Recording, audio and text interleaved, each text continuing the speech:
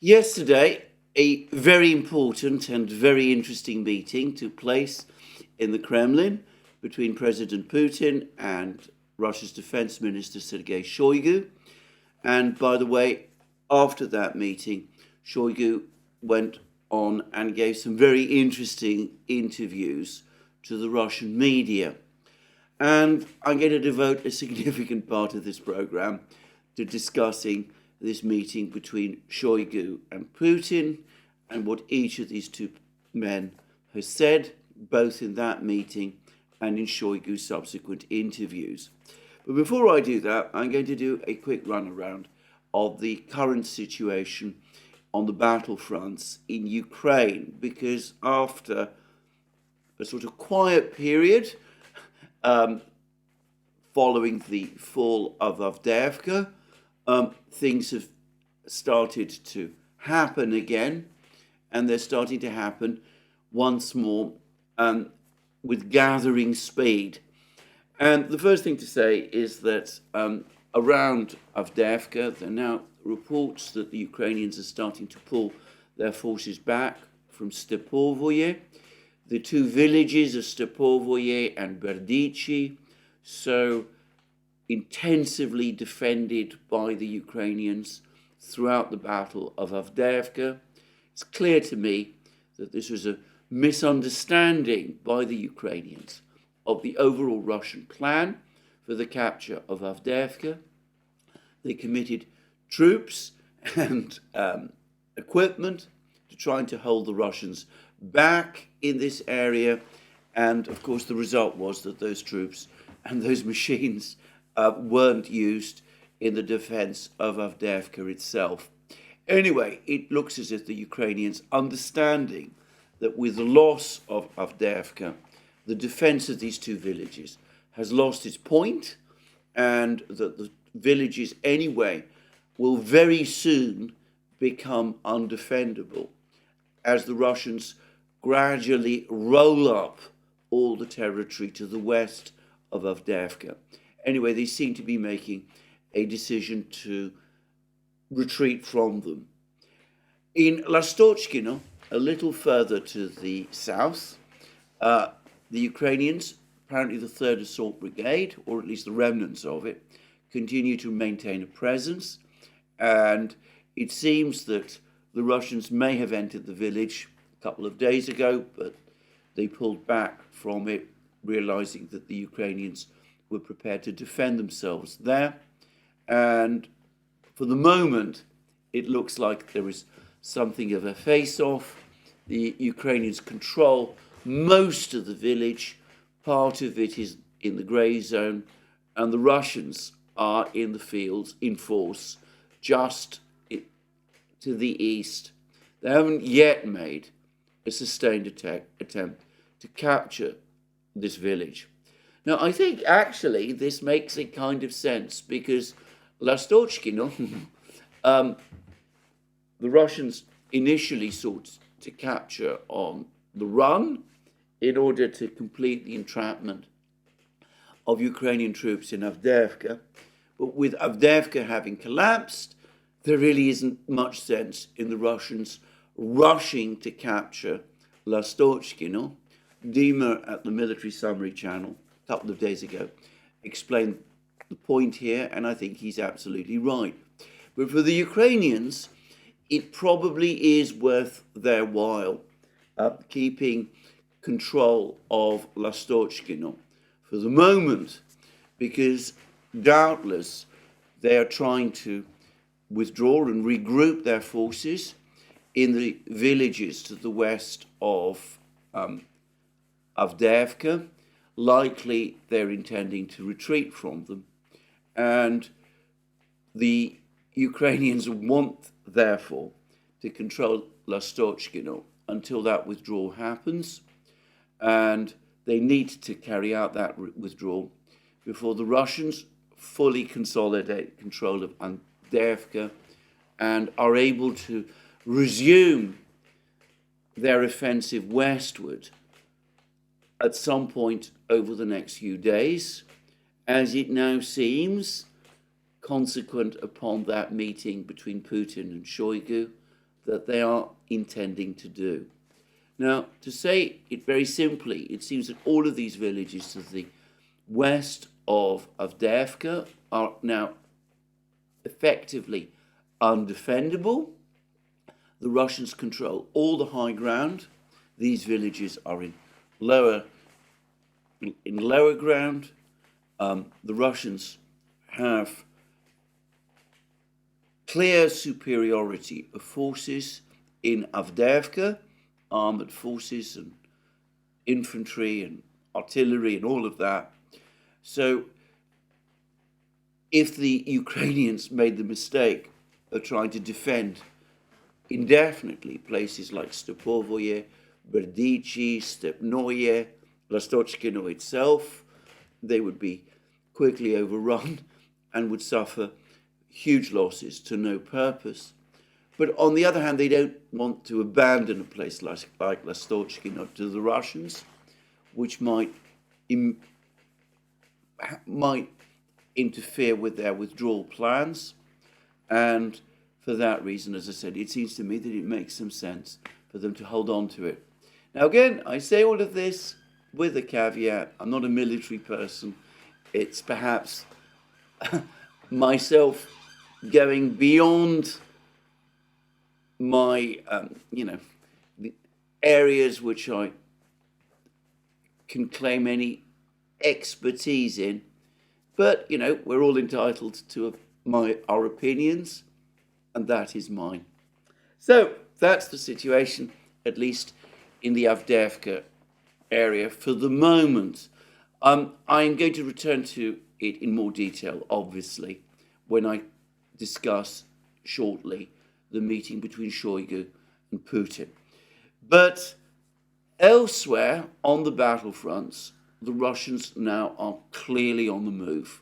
And the important news, the most concerning news for the Ukrainians is coming in two places. Firstly, in the Liman area, where the Russians are now apparently on the outskirts of the small town of Terny, which is located on the east bank of the Zherebets River. The Russians are now within a few hundred meters of Terny itself. Terny apparently is a difficult place for the Ukrainians to defend. The Russian offensive in this area, like all Russian offensives, has progressed in a very careful, incremental way. We will come to that shortly.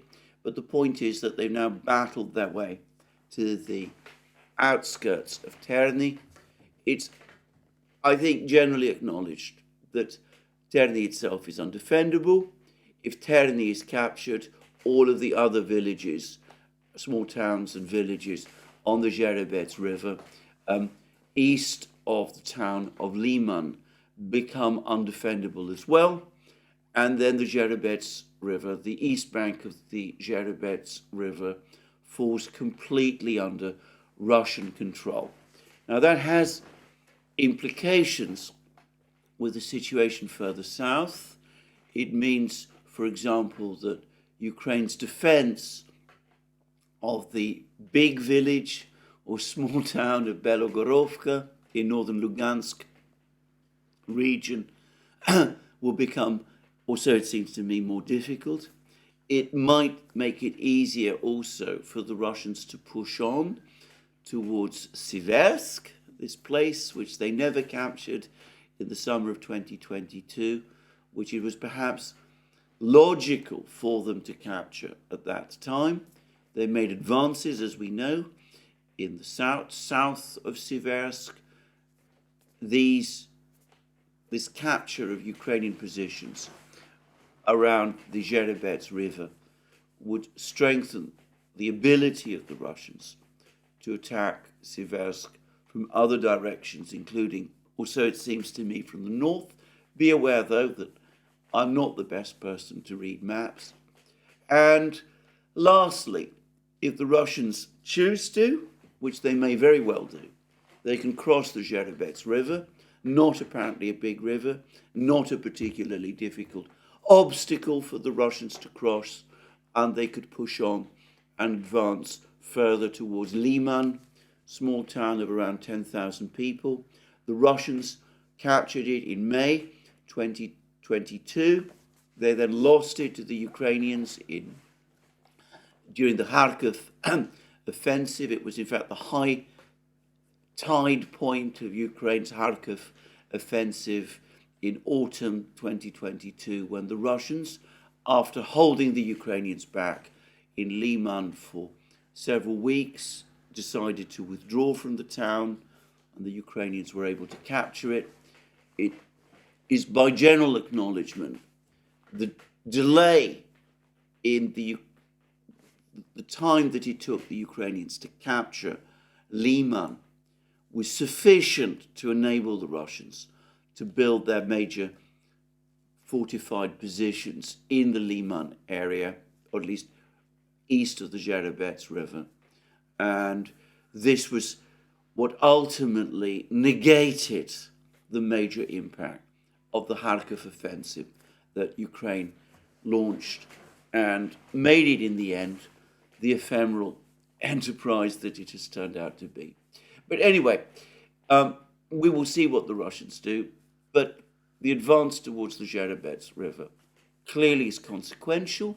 Ukrainian losses in this area over the last couple of weeks have been exceptionally high, as they have struggled to hold back the Russian advance towards the Zherebets River. And nonetheless, despite these desperate attempts to hold back the Russians here, we see that the Russians have been able to resume the advance, and now they're close to Terny itself. And then we've had other reports from other places, and the other place where things are looking very bad for the Ukrainians at the moment is in the area just south of Avdiivka, east of Marinka, that other town that the Russians captured or completed the capture of a few weeks ago. Now, last night, lots of reports started to appear in various telegram channels amongst various mappers that the village of Pobeda to the northwest of Marinka has been fully captured by the Russians. Now, it's important to say that the Russian Defense Ministry has not provided confirmation of this. Very interestingly and unusually, the Russian Defense Ministry did not provide on its website a full update about the military situation in Ukraine on the 20th of February. But anyway, putting that aside, the Russians have not yet officially confirmed that Pobeda is under their control. But film has appeared of a Russian tank trundling in the southwestern parts of Pobeda and firing on Ukrainian positions in some of the houses there. And that would suggest that most of Pobeda had been stormed by the time that this film was made, and it is highly likely that by now they control the whole of this village. Now, I have to say, based on what I've seen from the various films that have appeared of the fighting in this particular village, it is another tiny place. It is extremely small. Few buildings. It's possible to get pictures of the whole village in one, to see the whole village in one, not particularly, wide-scale film. As I said, it looks like a tiny place. And the Russians were apparently bombing it with fire bombs and pounding Ukrainians there with artillery. It's difficult to imagine that the Ukrainians would be able to defend themselves very long in a place like that. I gather that the Ukrainians had laid minefields around the village, built fortified positions, trenches and such things around the village. It seems that the Russians have captured or cleared the area around the village, and once they were able to do that, it looks as if they had little difficulty in taking control of the village itself. Now, again, saying all of that, I want to stress that so far, the Russian Defense Ministry has not confirmed that Pobeda is indeed under Russian control, but most people who follow and keep track of what is going on in the war agree that that is only a few hours away. We'll probably get the confirmation fairly soon. But anyway, it looks as if Pobeda has been captured. And the Russian Defense Ministry is now publishing a lot more film and pictures and giving us accounts of what various Russian soldiers are doing in the much bigger village, a much more heavily fortified village of Novomikhailovka to the southwest of Pobeda. And the fact that the Russian Defense Ministry is doing all of that strongly suggests to me that over the next couple of days, perhaps even as soon as tomorrow or the day after, or perhaps within a week, I'm not going to try and guess too hard about time limits, but anyway, fairly soon, the Russians will have captured Novomikhailovka as well. Now, a number of people, Dima at the Military Summary Channel, Suryak, all of these people have actually recently provided some rather helpful maps, which makes it much easier for me to understand the nature of the fighting here. As I said, I've had some difficulty understanding the purpose of this Russian offensive. But if you look at the roads, you see that the supply lines to Vuhledar in the south, and I get the sense that all of this fighting is ultimately connected with the overriding need for the Russians to capture the fortress town of Vuhledar to the south.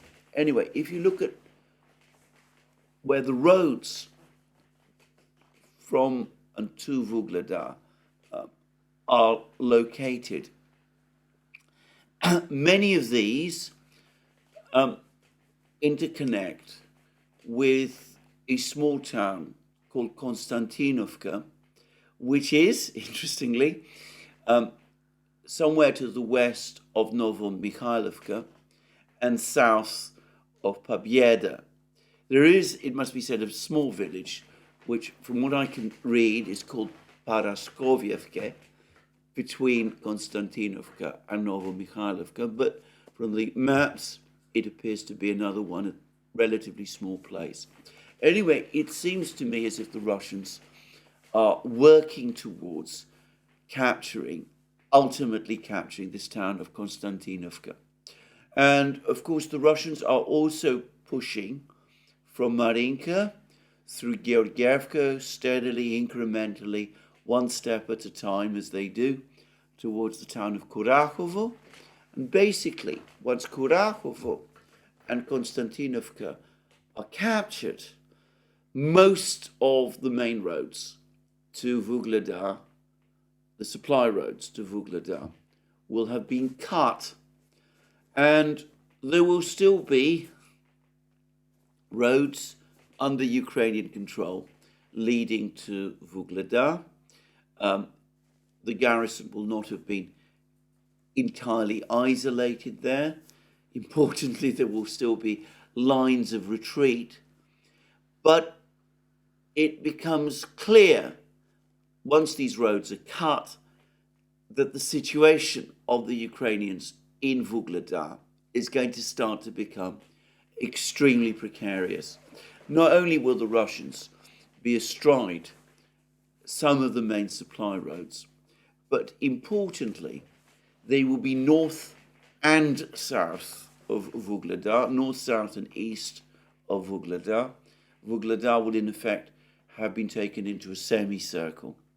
And as I understand it, Vuhledar itself, which is a town made up almost entirely of high-rise buildings, which is itself located on a small hill so that it is able to dominate and observe the landscape around itself, which is one of the reasons why the Russians have found it so difficult to capture.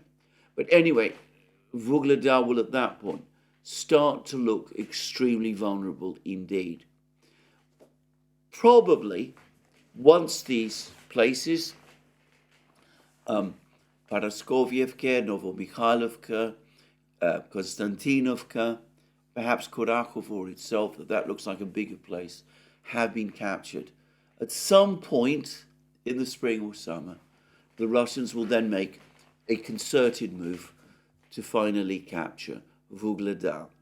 And that will mean the final collapse of Ukrainian positions in southern Donbass. And it will also, in my opinion, based on what I see of the maps, make Ukrainian position, the position of the Ukrainian troops in the Vremivka salient area, untenable, and it will also probably collapse any further prospect of a Ukrainian offensive in the south towards the Sea of Azov and the Black Sea. So this is actually an important battle, and again you could see how the pieces on the checkerboard are slowly moving, the Russians gradually gaining one position at a time as they work incrementally towards the eventual capture of Vuhledar. So that's what is happening there. Now, I mentioned supply roads and communications links. I have read a very interesting account. This is by a Russian military journalist who has actually served as a soldier, but he's now become not just a reporter, not so much a reporter, but an analyst of the fighting in Ukraine. He's given a very detailed account of the Battle of Avdiivka, a very interesting account in some respects. But he's also pointed out that control of Avdiivka makes it possible for the Russians to reopen certain railway lines in this area, which Ukrainian control of Avdiivka made it very difficult for the Russians to control. It also turns out that that famous filtration plant, which is located to the east of Avdiivka, which had become a major fortified position for the Ukrainians. Anyway, that filtration plant is important in providing the water supply, in keeping the water supply clean to Donetsk city. So the capture of Avdiivka, again, has a sanitary aspect, if I can put it like that, in that it enables Donetsk city to start receiving better and more reliable supplies of fresh water. But the capture, or rather the Russians have always controlled them, but the securing of the railway lines in this area, they will require a substantial degree of repair. Anyway, once these railway lines are repaired, and now that they're secured, it will apparently have a major impact in the logistics of any further Russian advances in this area of Donbass. The Russians, like the Ukrainians, rely on trains to keep their troops supplied with equipment and ammunition and fuel, and also indeed to move troops rapidly into position as well. And control of the railways will help them to do that, and that will of course also have a very significant impact indeed on future Russian operations in this part of Donbass. And it's highly likely that this will be a Russian priority over the next few weeks and months, getting the railway lines back in a state where they can be used and used effectively in conducting military operations further west. I should say that I understand that the same is true of Bakhmut. Bakhmut also was important in connecting various railway and road links. One of the reasons why the Ukrainians have clung on to positions so close to Bakhmut and have tried to recapture Bakhmut is because they understand something which commentators and some military people in the West apparently do not, that if the Russians fully secure control of Bakhmut and are able to reopen railway lines in the Bakhmut area, that will again have a significant, even perhaps dramatic effect on logistics, and that will again facilitate further Russian advances further west to another town, completely different town, called Konstantinovka, and ultimately towards Kramatorsk itself. The Russians need to have these railways fully under their control so that they can keep their troops supplied with the enormous numbers of shells and equipment that would be needed in any operation to capture a town as big and likely as well defended as Kramatorsk. So anyway, that gives us a sense of what this fighting is about. A lot of it is about gaining control of supply lines and railway lines, roads and railways. Gradually, the Russians are gaining control of the network of roads and railways in this area.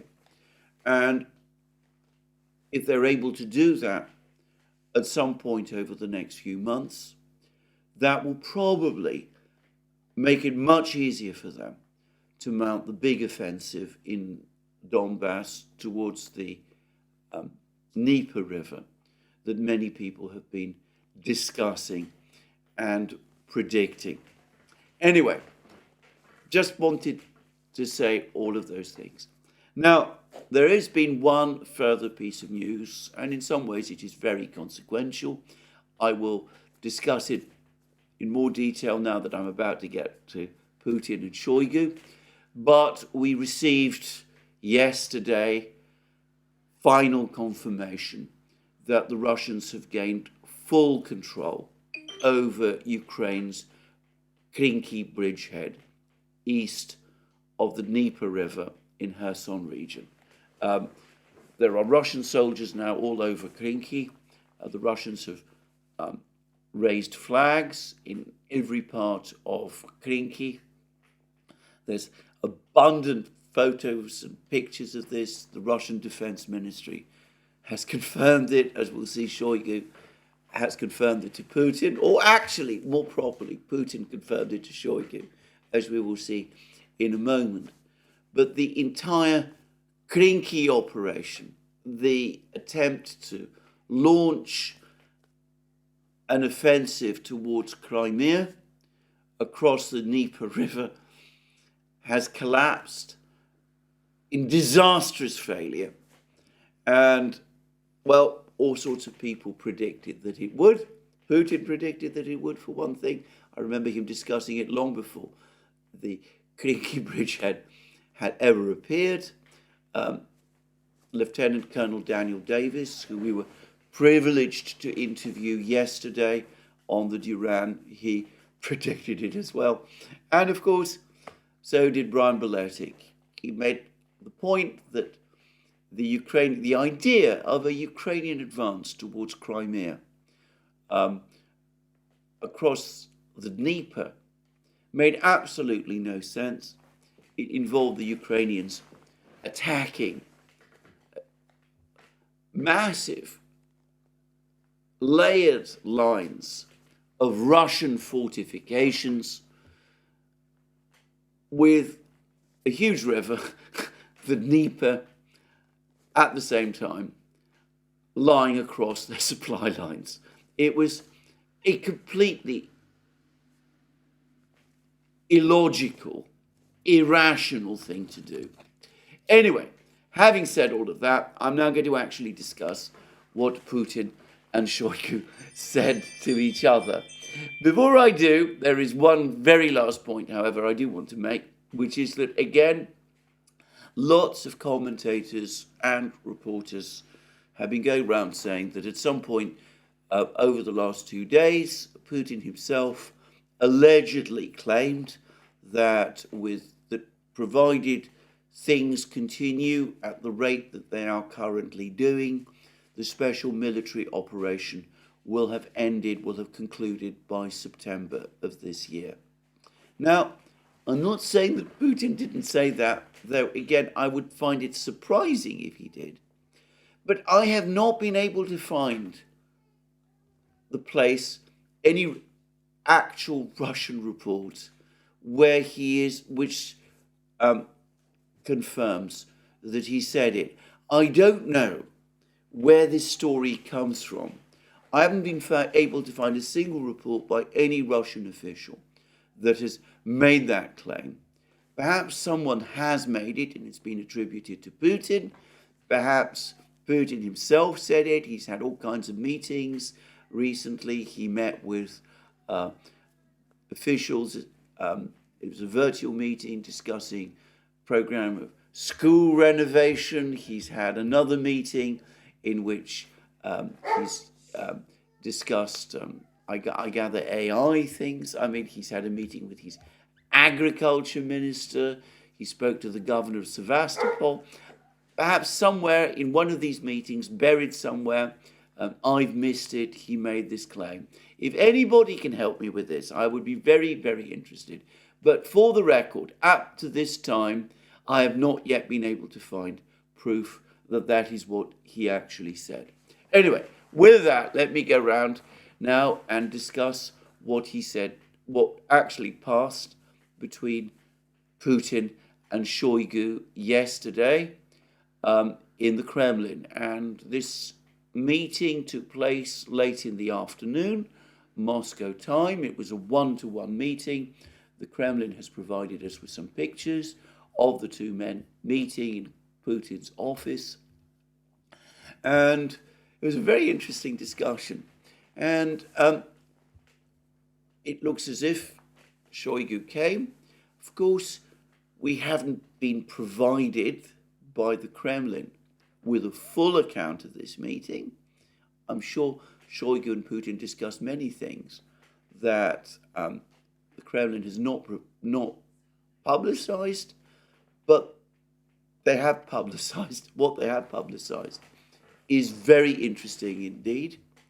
And it doesn't just tell us about what happened in Avdiivka and Krynky, which was the main topic of these conversations, but it also told us an awful lot about Putin's style of command and about the general nature of the war and about what the Russians intend to do. And here I'm going to start midway. I'm going to say that Putin actually made it very clear that he does expect that the Russians will continue offensive operations, and he made it very clear that he expects them to do that in the Avdiivka area. There is no question this time of the Ukrainians being given time and in order to regroup and to prepare, and that Putin at least expects that a further offensive will take place. And I'm just going to read his words, probably return to them later in the program, but he said, about the situation in Avdiivka in general. This is a clear success. My congratulations to you. It is necessary to build on this success. This is also clear, but further action must be well planned and supported, properly manned, outfitted with weapons, equipment, and ammunition.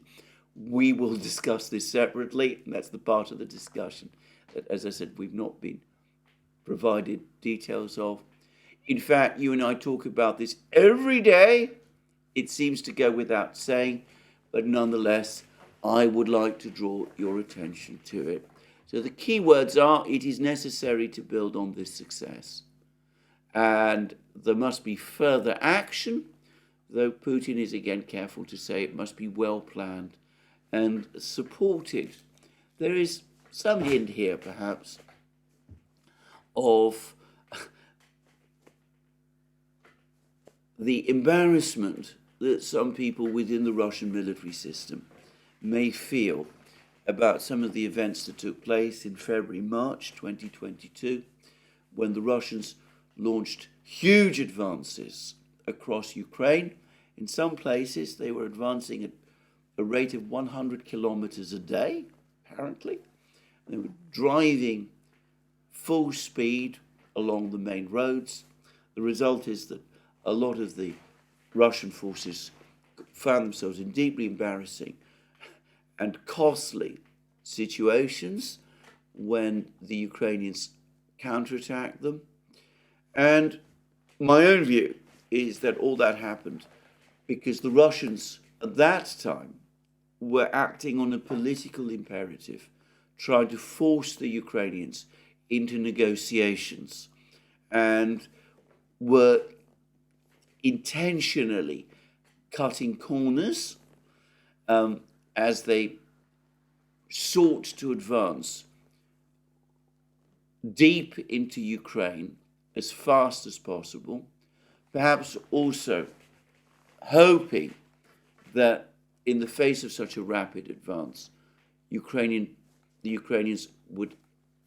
resistance would crumble.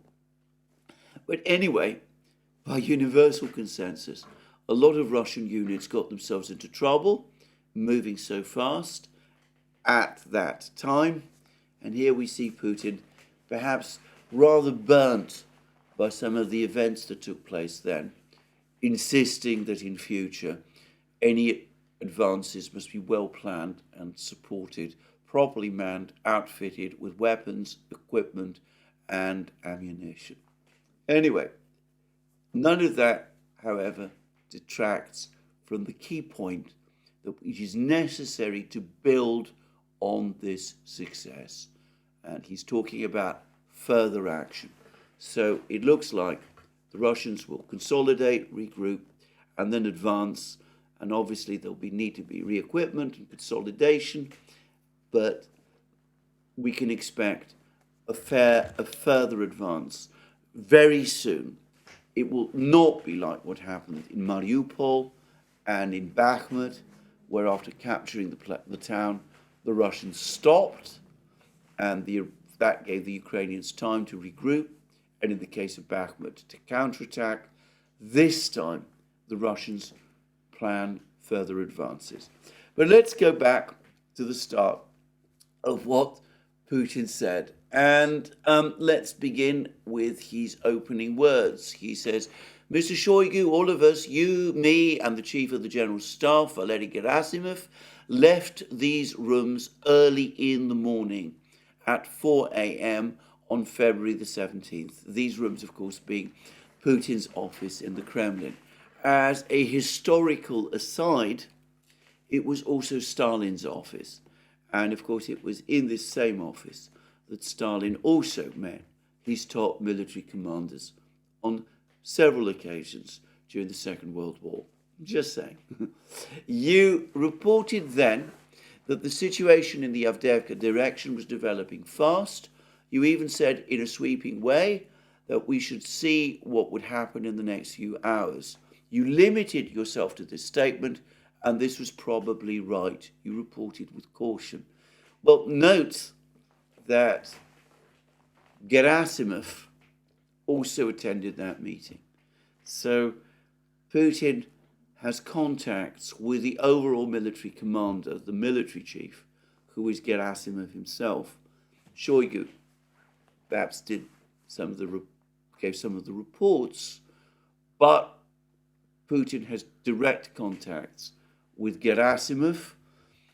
And again, if you know anything about Russian command structures, let me reiterate again, Helmer is the right person at Dances with Bears to discuss this. You will know that this again reflects closely a lot of what happened during the Second World War, when Stalin had direct contacts with his military commanders, and they reported to him in person and explained to him their plans. Though in Putin's case, unlike Stalin, it's clear that he is not quite as involved in the actual military decision-making as Stalin tended to be. Anyway, Putin then goes on to say this. As far as I understand, and as Mordvichev reported the day before yesterday, so it looks as if Putin has not merely been speaking with Gerasimov, but he might have had direct contact with Mordvichev, the general in charge at Avdiivka, though it's also possible that Putin is referring to a specific report of Mordvichev, which is relayed to him, perhaps by Shoigu or Gerasimov instead. But anyway, as far as I understand, and as Mordvichev reported the day before yesterday, at 6 to 7 a.m., our adversary began a chaotic withdrawal from this settlement. And at 11 a.m., was it at 11 a.m., you were back here again with the Chief of General Staff, in other words, with Gerasimov, and reported on a chaotic rout of the enemy from Avdiivka. As I recall, by that time, Ukrainian Armed Forces Command, at Syrsky, had issued an order on the withdrawal of their troops when they were already moving and leaving this residential area. I believe this was done for political considerations, to cover up a retreat and make it look like an organized withdrawal. We saw it, and we know that this wasn't the case, that these troops were actually fleeing in the literal sense of the word. As I said, Mordvichev reported to me the day before yesterday on what was happening at that time. So Putin also says that it was a collapse. Ukrainian troops at some point realized that the Battle of Avdiivka was lost. They turned around and fled in a completely disorganized way. And Syrsky's order for a withdrawal from Avdiivka was intended to give the appearance of the Ukrainian High Command still in control, whereas it had in fact by this time lost it. And then Shoigu then gives us a lengthy report, and he says, I will start by saying that reports were delivered on a regular basis. Almost 10 days ago, you had a conversation with the commander of the assault groups and the Veterans Volunteer Unit, who in our opinion carried out a unique operation using a pipe to get to southern Avdiivka, deep behind enemy lines, almost 3.5 kilometers, and established a rather large foothold there, which other troops linked up with 3 days later. Now that is a brief account. Follows then a brief discussion of this whole operation, the famous one, where Russian troops managed to bypass the Tsar's hunting lodge position by using this underground pipe. The officer in command of these troops, eventually reported to Putin himself. And we'll see that Putin is very admiring and grateful to these soldiers. Now, at this point, it's important to note that these troops, the people who undertook this operation, appear to have been a mix of special forces soldiers and people from this veterans group. Now, as I understand it, the veterans group were ex-Wagner soldiers. So this operation to bypass the Tsar's hunting lodge was largely carried out, or at least in part carried out, by ex-Wagner troops. They have become obviously highly adept at the way in which street fighting is undertaken. They managed to bypass the Ukrainian troops in the Tsar's hunting lodge. But clearly there was a very complex operation. It took 3 days for the Russian army to roll up the defenses in the Tsar's hunting lodge and link up with these soldiers at this could, bypassed the Ukrainian positions. It was a more complex and difficult and dangerous operation, or so it appears, than some of the contemporaneous reports suggested. And Putin goes on to say, you recall the veterans unit, these are the Wagner troops, all military units, all military personnel deserve the highest decorations, incentives, words of gratitude on behalf of the country, on behalf of Russia. Clearly, all of them have acted courageously and heroically. As for the veterans, this is, of course, a special case. The commander told me personally, that the diameter of that pipe was 1.1 meters or 1.2 meters. And they, big men, went through the pipe for more than 3 kilometers without knowing where to go. They got out of it in practically an unknown place, immediately captured 19 buildings and held out there for several days until they were reinforced. They suffered losses. Overall, this is a special page in military history, in the history of Russia, defending its vital interest. I would like you to pay special attention to them. Have they been withdrawn from the zone? Are they taking a rest? And Shoigu says, yes, they are. They're taking a break and getting ready for future operations. Nobody doubts that they will return. They have no doubts about this, and we certainly have none. So, there we are. Wagner fighters clearly involved in this operation, carrying out this extraordinary feat of arms, getting personal thanks from Putin himself, and willing to participate again in the special military operation. Now, note that all of this is said, of course, this is a couple of months after the Prigozhin affair. Putin is saying, drawing a line finally, conclusively, under that event. He's making it clear that he holds no grudges against these soldiers. On the contrary, they deserve the highest thanks. Anyway, going back to a bit earlier to Shoigu's report, he said that when Gerasimov and he himself, Shoigu, next reported to Putin, it was clear that most of Avdiivka had been captured. And he says that with regard to the current situation, this color on the map, so Putin also works with maps, and they too have colors very much like those of Syriac, Deep State, the Military Summary Channel, Live, whatever it was.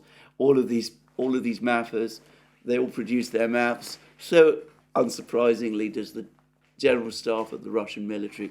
This colour on the map represents the state of things at the time of our report to you, at the time the enemy began to retreat, or rather flee from Avdiivka. This is Avdiivka itself. By the time of our report to you at 11 a.m., this area was practically liberated.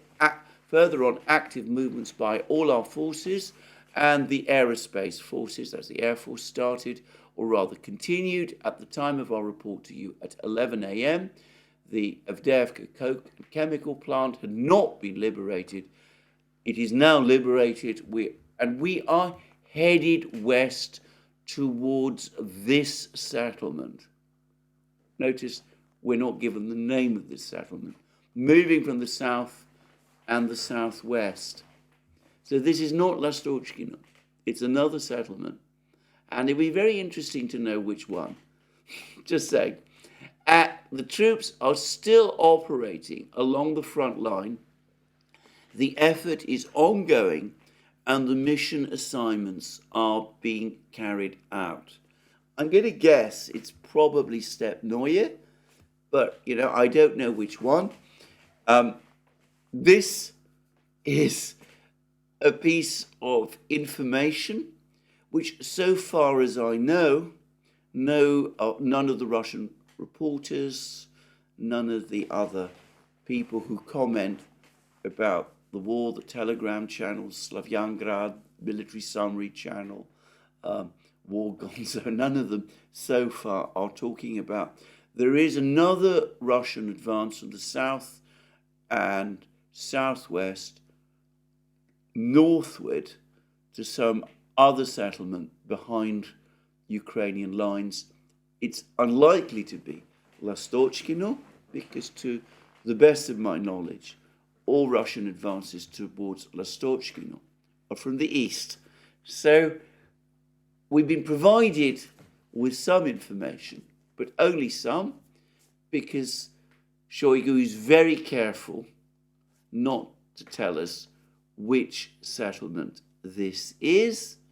The Ukrainians themselves, who must be aware of these movements, are nonetheless being kept guessing about what Russian objectives actually are. Another possibility, just looking back at these words, is that this is an advance from the coke factory northward, which would suggest perhaps Stepovoye and Berdichi, and that might explain also why the Ukrainians appear to be retreating from these two villages. Anyway, just saying. And he then Shoigu talks about the fact that a variety of weapons were used in the strikes, and the movements of enemy troops were recorded during the day and night. And again, we would be interested to know how they were recorded. That again suggests radio intercepts. We have on tape everything that happened within the enemy lines that night and the night after. That sounds like the Russians were listening into Ukrainian communications. That if there were coded communications, the Russians perhaps have broken the codes. I'm not saying here, note anything that the Russians themselves aren't revealing.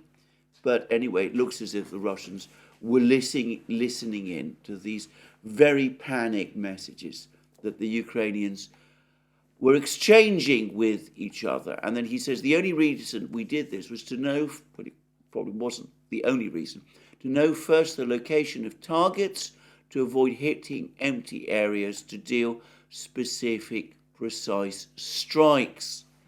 And then he tells us something which I think is staggering. He says we launched about 460 such strikes during the last 24 hours before the enemy left Avdiivka.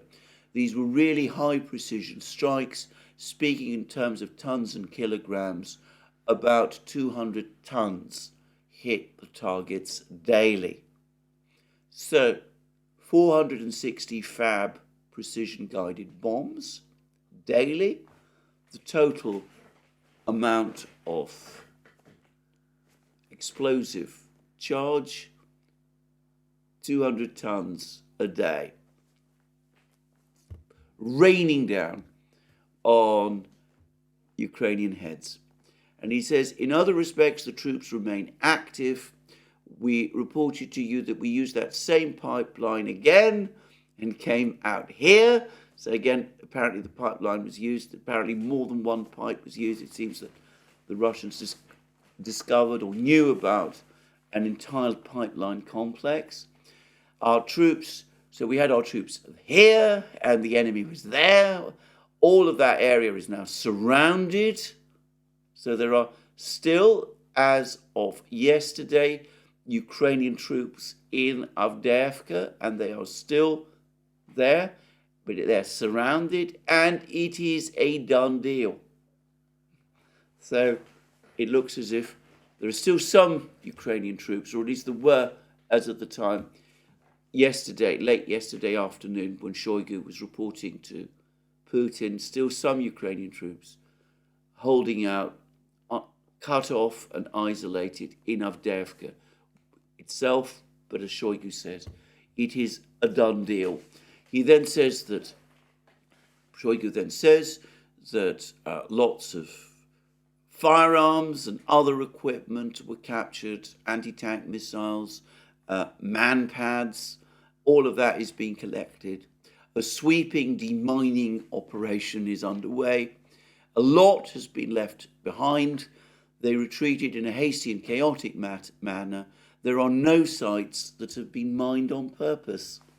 And he then discusses Avdiivka, the fortifications there. He says it was built up over 9 years, underground passages, concrete structures, special lines were built to make sure they can move around with having to show up above ground. And that we overpower the enemy here is a big success for the combined group of forces, units, and formations, everyone without exception. And then there follows the discussion about the Wagner groups, men, the need for rest, and that special thanks to them and decorations, which I've already discussed. And then there's a discussion about the need to treat the prisoners, the large number of prisoners, and the New York Times is saying at least 1,000 prisoners have been taken by the Russians. I've been told privately by an exceptionally reliable source that the true number is around 1,500. And as we saw at the time when Putin was talking with Shoigu late yesterday afternoon, there were still Ukrainian soldiers who are in Avdiivka and who are in the process of being rounded up. But anyway, they talk about the need to treat these prisoners in a humane and legal way. And then later on in the discussion, Putin asks Shoigu about what were the overall losses of the Ukrainians in the fighting for Avdiivka. And Shoigu replies like this: during the recent hostilities, and then there is a gap, a little dots in the Kremlin readout.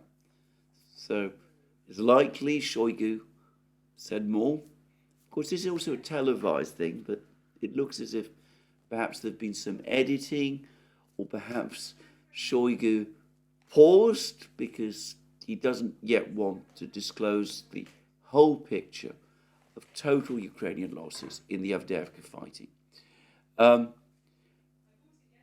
But he then says, I can say that only for the last 2 days, that's the first few days before the Ukrainian collapse, February 17th to 18th, the enemy lost 2,400 soldiers.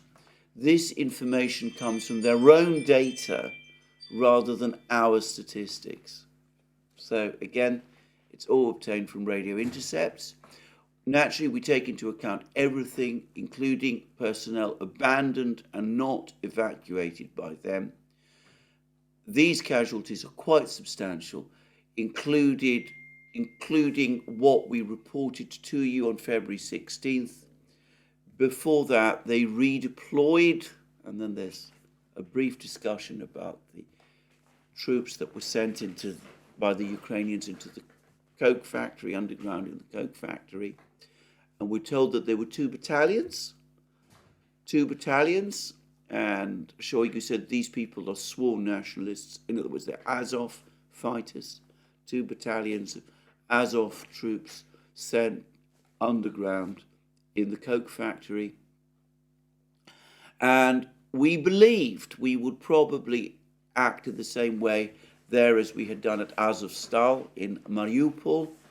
In other words, that these men would fight on. We decided at this desk here that we would simply encircle the enemy and wait. We wanted to use the same tactics in this case, but, and then Putin interjects, they realized this and they chose to flee.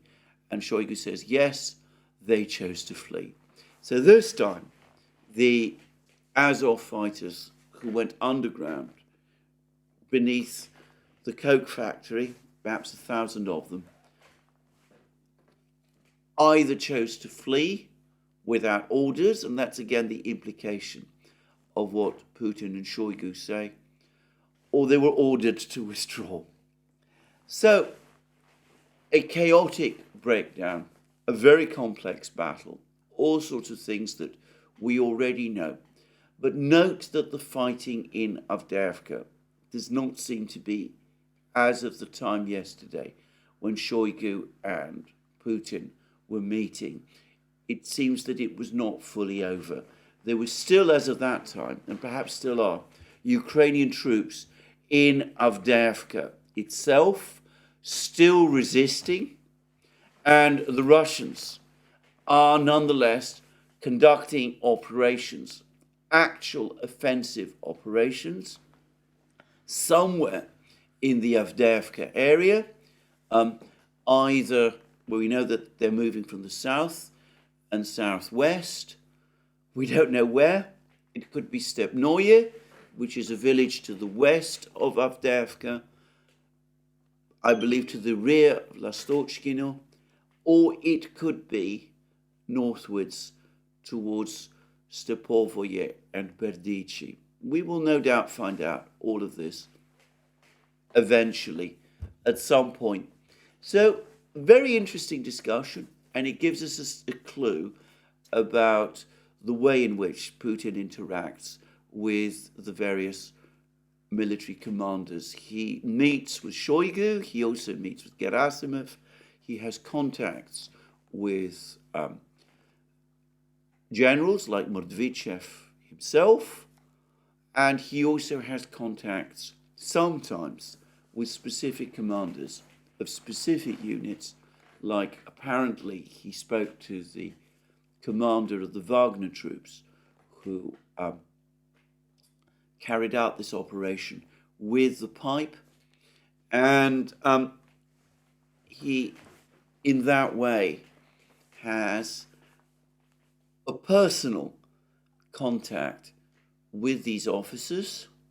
And of course, and this isn't obviously intentional, but given, as I said, how historically minded Russians are about these things, and given the particular importance of the Second World War and its history, the Great Patriotic War, as the Russians call it, many of these discussions and meetings with the military take place in Putin's office, which, as Putin has confirmed himself, he did this, by the way, in his long interview, filmed interviews with Oliver Stone. It's the same office that Stalin used in which, of course, Stalin conducted many of his military conferences during the Second World War. It's the place where Stalin would have spoken to his officers during the fighting in Stalingrad and Berlin, and of course Putin, who is nothing if not historically minded himself, is doing the same thing. Anyway, it was not just Avdiivka that they were talking about. They were also talking about Krynky. And again, it's interesting that Putin is, in fact, informing Shoigu about what happened in Krynky. And this is what Putin says. There is one sector, this is Putin speaking, to which I would also like to draw your attention and discuss. I talked with Mikhail Teplinsky the day before yesterday. Teplinsky is the Russian general who is in overall command of Russian forces in Kherson region and apparently now in Zaporozhye region as well. He reported to me about the village of Krynky on the left bank of the Dnieper. And then there's a discussion about Krynky, and Putin goes on to say Teplinsky reported that this locality on the left bank of the Dnieper is but completely under our control. The necessary defense lines have been built there. He told me that there were 4 to 5 Ukrainian soldiers still hiding there. They're encouraged to surrender, and those who do are taken prisoner. But 3 or 4 people, he said, that's Teplinsky said, are still holed up in the woodland or the dugouts. And then Putin goes on to say, I'd like to hear what you have to say, that's to see his addresses to Shoigu, about what is going on in that area. And then Shoigu says, I'm aware of the report by Colonel General Teplinsky. I confirm his report. It is indeed so. Krynky has been cleared. We have effectively taken up positions along the entire length of the Krynka and Konka rivers. What we have there is not just observation posts. We have troops stationed there. Paratroopers and the 810th Naval Infantry Brigade, who did very well. And then Shoigu goes on to say, you know the commander of the brigade, that's the 810th Naval Infantry Brigade. You have met with him, talked to him several times, and thanked him for his proactive actions in other sectors of the contact line. Here, that's to say Krynky, they're acting just as proactively and effectively. This part of the work has been completed. I would not want our colleagues to think that Krynky is just a small and inconsequential village where things were slow. The Dnieper grouping started operating in the Kherson direction last year when the enemy was plotting a major breakthrough here in order to block the roads leading to Crimea. Back then, a decision was made to build a triple defensive line here. It is not shown. It is on a different map. They have lots of maps. Apparently, Shoigu's come with a whole file of maps. We left no stone unturned to make sure this work was completed on time. We launched active defensive operations and ground the enemy down on a daily basis. From summer to the present day, the enemy has lost 3,400 troops in Krynky. Speaking specifically about the village of Krynky, it was designated as a focal point of the main breakthrough effort, and 4 brigades of the enemy's 30th Marine Corps were massed there. These were well-equipped, well-trained, rested, and fully staffed units which were supposed to break through across the Dnieper and create a foothold to further advances and deployment of forces. And the forces that were concentrated here, that's to say the Russian forces, prevented this from happening. They fulfilled their mission. And the only thing I can say is that the correct actions of the command thwarted daring enemy operations. He says Avdiivka, but he means Krynky.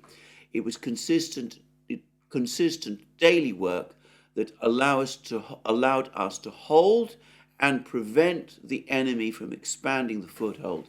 It was a hard mission to accomplish because shelling from the West Bank, Ukrainian shelling from the West Bank, continued non-stop. Artillery fired shells relentlessly. FPV drones and other drones were quite active.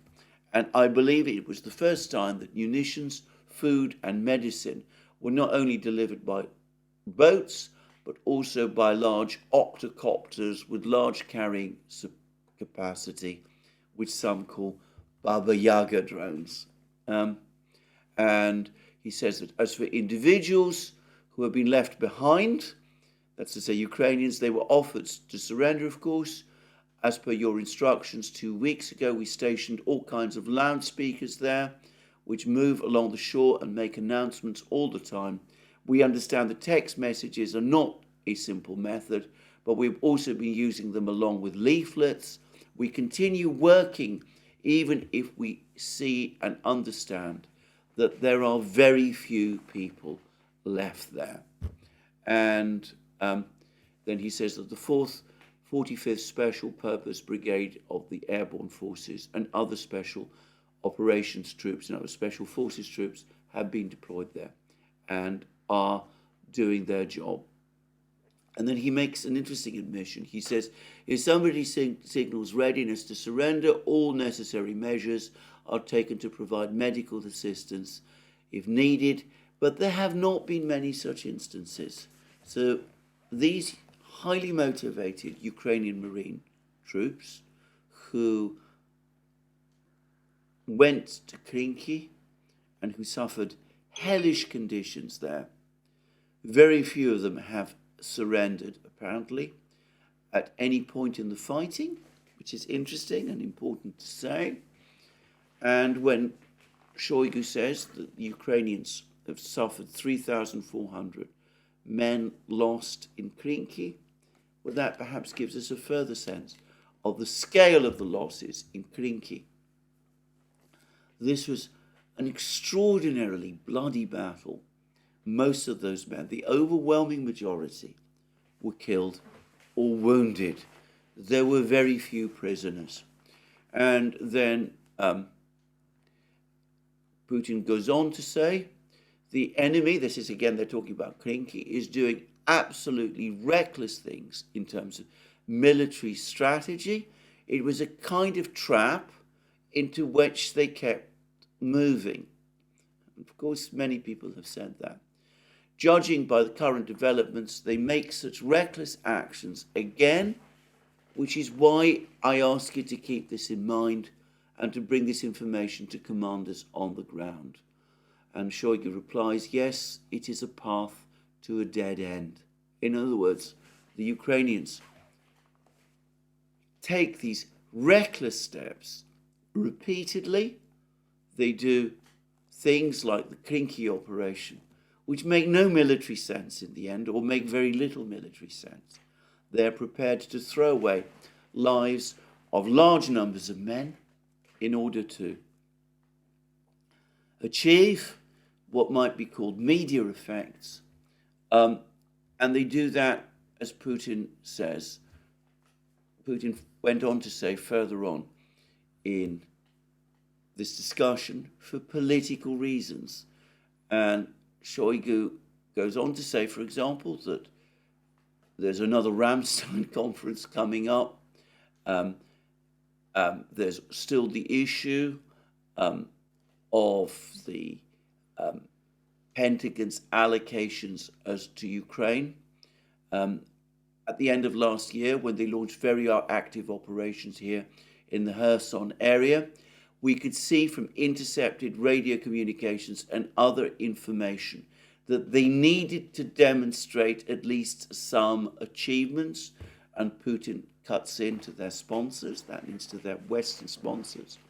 And Shoigu agrees, and he goes on to say, because the Senate and Congress were debating allocations of aid to Ukraine, bundled with assistance to Israel, as you may remember. Since they have not achieved any result, no decision has been made regarding this aid. It may be adopted later, but today we can expect the Ukrainians to redouble efforts ahead of another Ramstein meeting, as has just happened with the Munich conference. So in effect, Shoigu is saying that the Kherson operation, the Krynky operation, was carried out most importantly to impress the United States and the West in order to get more funding and supplies from the West. And he all but says that the reason the Ukrainians held on in Avdiivka, even after it had become clear that the position there had become impossible, was because they didn't want to retreat before the Munich Security Conference. And he says that they're likely to do something equally irrational ahead of the next Ramstein meeting, which is due to take place at some point fairly soon. And then Putin and Shoigu have a very interesting discussion, because Putin then says they have established a headquarters abroad outside Ukraine, which is effectively planning operations. And then Shoigu replies, yes, this goes beyond external management. It entails control of all forces. They have their instructors everywhere. Challenging their curators and instructors would quite likely be a remarkable feat for anyone. And Shoigu, in one of the interviews that he conducted after this meeting, said that there is in fact an operational headquarters. It is based in Poland, and that is where the real command of the Ukrainian forces is located, and it is headed by Western officers, and Western officers are micromanaging Ukrainian operations in Ukraine. And he then says that last year's plans for a large-scale, extensive counteroffensive were made in the United States by NATO instructors who devised very detailed strategies. Their defeat came as a shock to them, because the methods, technologies, and patterns they had used elsewhere and tried to apply here have failed. And then Shoigu goes on to say that, in fact, military strategy in the West is not as well thought out as they imagined it to be. And he talks about recent wars in Afghanistan, Syria, and Iraq, which have not gone well for the West. And of course, Ukraine is just another example. And then the meeting ended with a discussion about this latest nuclear weapon in space that we've been hearing all these chilling stories about in the United States. And Shoigu says, and Putin says, no such weapon exists. I would like to close this is Shoigu. I would like to clarify that this is not happening. They know we are not doing this. And Putin says not doing means that we do not deploy weapons in outer space. And Putin refers to the 1967 Outer Space Treaty, which prohibits the deployment of these sort of weapons in space, and says that Russia will not violate it. So there we are, a very interesting discussion altogether. Putin has direct contact with commanders. He still respects the chain of command.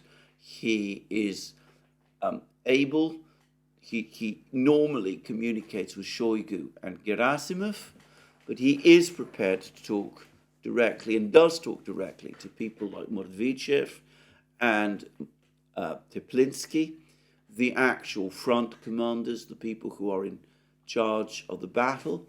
Teplinsky at least sent him a report. Putin informed Shoigu of it. it looks as if Mordvichev may have done the same thing. And it's clear, therefore, that Putin is not just a ceremonial commander, he actually does have a positive role in making the decisions in the war. But it's clear that he trusts his commanders, he trusts Mordvichev, Teplinsky, and Gerasimov, and that he basically lets them get on with their job. He likes to be kept informed. He sometimes gives advice. He reminds people, don't be reckless. Don't make the mistake of thinking that the Ukrainians might not do something crazy. He does all of that. And, of course, he's now got 2 big victories up his sleeve. Avdiivka has been captured with all the effects on the situation on the front lines that I've talked about, the change in the logistical operations. Offensive is still going on in the Avdiivka area, an offensive which, in part at least, the reporters, the various war reporters, appear to have missed. There is also a conclusive victory in Kherson region. The Krynky bridgehead has been destroyed, and to cap it all, there appears to be significant advances in the Liman area and near Marinka, and literally, as I've been making this video, there's been more reports that the Russians have made more advances in the Bradley Square area, and that they're now heavily bombing Rabotino and crunching up the Ukrainian defenders there, who've been rushed there, as I said in my program yesterday. Again, I find it incomprehensible that the Ukrainians would want to defend their positions here. But what Shoigu and Putin say about this war being micromanaged by the West, with an overriding emphasis on media and PR, well, that might explain why this area in Bradley Square is being defended in the way that it is. If Shoigu and Putin are right, by the way, and it is Western officers who are making the ultimate decisions, then that probably in part explains the profligate way in which Ukrainian lives are being treated. Because inevitably, commanders of a different country and different nationality will be more distant from the soldiers whose lives they hold in their hands, and will be more prepared to sacrifice them in order to achieve whatever improbable, far-fetched, and unachievable objectives their political leaders in Washington, London, Paris, Brussels, and Berlin, their political leaders have set. Anyway, that's the end of my program today. More from me soon. We will see how this offensive in the Avdiivka area develops, what happens in Rabotino, in the Liman area, near Marinka, and perhaps finally we'll be able to return to the situation in the Middle East. Thank you again. More from me soon. Have a very good day. Let me remind you once more that you can find all our programs on our various platforms, Locals, Rumble, and X. You can support our work via Patreon and Subscribestar, links under this video. You don't forget to check out our shop. Get yourself the amazing things that you will find there. Our magic mugs, our hats, our hoodies, our t-shirts, our sweatshirts, all those great things. And last but not least, if you've liked this video, please remember to tick the like button and to check your subscription to this channel.